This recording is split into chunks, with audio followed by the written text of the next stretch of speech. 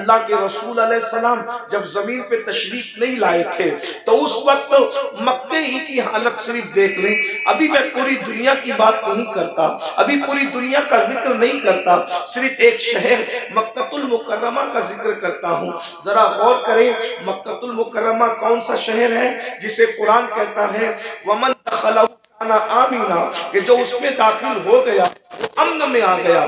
امن والے شہر کو کتنی گنڈا گردی کا سامنا تھا, اللہ اکبر. جو شہر امن والا تھا, جو شہر جہاں کی گھاس اکھاڑنے کی اجازت نہیں, جہاں کے جانوروں کو ستانے کی اجازت نہیں, جہاں جانور سائے میں بیٹھ جائے تو اس کو اٹھانے کی اجازت نہیں, جہاں جانور کو دھمکانے کی اجازت نہیں, جہاں جانوروں کے جنگلی جانوروں کے انڈوں کو توڑنے کی اجازت نہیں. اللہ اکبر. جہاں اللہ اکبر اہل احرام پر حرم میں شکار کرنے کی اجازت نہیں, ایسے حرم کے اندر لوگ اپنی بیٹیوں کو اپنے ہاتھ سے زندہ دفن کر رہے تھے. حدود حرم کے اندر, بالکل حرم کے سامنے. ایک تو حرم وہ ہے, ایک تو حرم وہ ہے جس کو اللہ و رسول نے حرم کے طور پر حدود مقرر کی ہے, لیکن ایک تو مسجد حرام ہے, یعنی حرم میں بھی جو بہت اعلیٰ درجہ رکھے اسے مسجد حرام کہتے ہیں. بالکل مسجد حرام کے سامنے اپنی بیٹیوں کو اپنے ہاتھوں سے زندہ دفن کر رہے تھے. اللہ اکبر. مائیں اپنے بچوں کو گود میں شراب پلا رہی تھی. جیسے آج بچے نہیں سوتے تو ماں نیند کی دوا پلاتی ہے, اس دور میں جب اللہ کے رسول تشریف نہ لائے تھے تو مائیں اپنی گود میں اپنے بچوں کو شراب پلایا کرتی تھی. زنا کا حال یہ تھا, اگر زنا کرنے کوئی عورت نہیں ملتی تو لوگ اپنی ماؤں کے ساتھ زنا کر لیا کرتے تھے. اتنی گندگی تھی کہ ایک ایک عورت کئی کئی مردوں کے ساتھ اپنا رشتہ اور تعلق رکھا کرتی تھی. اللہ اکبر. ذرا غور کریں, اس گندے ماحول میں جبکہ جانوروں کے ساتھ بدکاری ہو رہی ہے, ماں کے ساتھ بدکاری ہو رہی ہے, ماں کی گود میں شراب پلائی جا رہی ہے, اللہ کے گھر پہ 360 بت رکھ دیے گئے ہیں, ننگے ہو کر کعبے کا طواف کرتے ہیں, عورتوں کو منحوس سمجھتے ہیں, بیواؤں کو منحوس سمجھتے ہیں, بیواؤں کے ساتھ بدسلوکی کرتے ہیں, کمزوروں پہ ظلم کرتے ہیں, کمزوروں کا مال کھا جاتے ہیں. جب اللہ کے رسول تشریف لائے, اللہ کے رسول علیہ السلام نے اتنا گندا ماحول دیکھا تو ماحول دیکھنے کے بعد حضور علیہ السلام نے ان کے سامنے نماز کی بات نہیں کی. ذرا میں توجہ چاہتا ہوں آپ سب کی, اہل منبر کی بھی توجہ چاہتا ہوں. ذرا غور کریں ماحول کتنا بگڑا ہوا تھا. حضور علیہ السلام نے پہلے دن نماز کی بات نہیں کی, پہلے دن روزے کی بات نہیں کی, پہلے دن حج کی بات نہیں کی, پہلے دن زکات کی بات نہیں کی, پہلے دن صدقے کی بات نہیں کی. اتنے گندے ماحول میں اللہ کے رسول جو سب سے پہلا حکم لے کر کے آئے وہ کیا تھا؟ اتنے گندے ماحول میں سب سے پہلا جو حکم لائے وہ کیا تھا؟ تو قرآن کہتا ہے اقرا بسم ربک الذی خلق خلق الانسان من علق. اللہ اکبر. اندازہ فرمائے اس گندے ماحول کے اندر حضور سب سے پہلے علم کی بات لے کر آئے. پڑھو لکھو, پڑھو لکھو, کیونکہ حضور جانتے تھے جس دن ان کو پڑھنا لکھنا آ گیا اس دن ان کی زندگی بدل جائے گی. اور اللہ کے رسول علیہ السلام اللہ کی کتاب لے کر کے آئے. اللہ کے رسول ہمارے نبی کتاب لے کر آئے. ہمارے نبی صاحب کتاب نبی ہے, صاحب کتاب پیغمبر ہے, صاحب کتاب رسول ہے. اور کون سی کتاب لائے؟ اسے قرآن کہا جاتا ہے. قرآن کو قرآن اس لیے کہا جاتا ہے کہ کوئی کتاب اتنی نہیں پڑھی گئی جتنا قرآن پڑھا گیا ہے, اور جتنا قرآن پڑھا جائے گا اتنی کوئی کتاب پڑھی نہیں جا سکتی.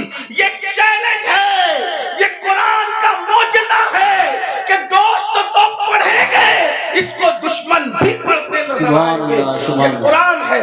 حضور قرآن لے کر کے آئے.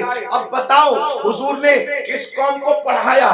نماز کا عنوان اپنی جگہ, انکار نہیں. روزے کا عنوان اپنی جگہ, انکار نہیں. حج کا عنوان اپنی جگہ, انکار نہیں. زکات کا عنوان اپنی جگہ, انکار نہیں. حضور نے پہلے پڑھایا, عرب کے جاہلوں کو پڑھایا, عرب کے بوریا نشینوں کو پڑھایا, عرب کے بکریوں کے لے جانے والے جنگلوں میں بدوؤں کو پڑھایا. اور جب پڑھایا تو انقلاب کیا آیا؟ دیکھو علم کا انقلاب کتنی جلدی آتا ہے. یاد رکھنا ہر انقلاب کو کو آنے میں ٹائم لگتا ہے، انقلاب کتنی جلدی آتا ہے۔ جو اپنی بچیوں کو زندہ دفن کر رہے تھے 23 سال بھی نہیں گزرے، اپنی بیٹیوں کو زندہ دفن کرنے والے دوسروں کی بیٹیوں کو پالنے کی تیاری کر رہے تھے، اس لیے کہ حضور نے ان کو علم کا زیور عطا کیا تھا۔ اللہ اکبر۔ ماں کی گود کے شرابی، ماں کی گود کے شرابی جو ماؤں کی گود میں شراب پینے کے عادی بنے تھے، ایک اعلان پر وہ سب کے سب شراب سے توبہ کرتے۔ یہاں تو جلسوں میں کروڑوں تقریریں ہو جائیں، مقرر تقریر کرتے کرتے مر جائے، مقرر جو اس کی آواز بیٹھ جائے، مقرر کالی داڑھی سے اس کی داڑھی تقریر کرتے کرتے سفید ہو جائے، مقرر کی حالت بدل جائے، قوم کی حالت نہیں بدلتی۔ کیوں؟ وہاں ایک ہی اعلان میں پوری قوم نے شراب سے توبہ کی، بس اتنا کہا تھا، اے لوگو آج سے شراب حرام ہو گئی، آج سے شراب حرام ہو گئی۔ جن کے منہ میں تھی انہوں نے اگل دی، منہ سے اگل دی، جن کے ہاتھ میں تھی انہوں نے اڑیل دی، جن کے مٹکوں میں تھی انہوں نے نالیوں میں بہا دی۔ مدینے کی گلیوں میں شراب بہ رہی تھی، ایک اعلان، وجہ حضور نے اس قوم کو پہلے ایجوکیٹ کیا تھا، علم عطا کیا تھا، انہیں پتا تھا اگر حرام کریں گے تو نقصان کیا ہوگا۔ آج ہماری قوم کو نہیں پتا ہے، حلال و حرام میں کوئی تمیز نہیں کیونکہ ان کے پاس علم نہیں ہے۔ آج ہماری قوم کو غسل اور وضو نہیں پتا ہے، ان کے پاس علم نہیں ہے۔ اگر وہ شادی میں ڈی جے لگا رہے ناچ رہے تو ان کو پتا نہیں ہے کہ اس کا نقصان کیا ہے۔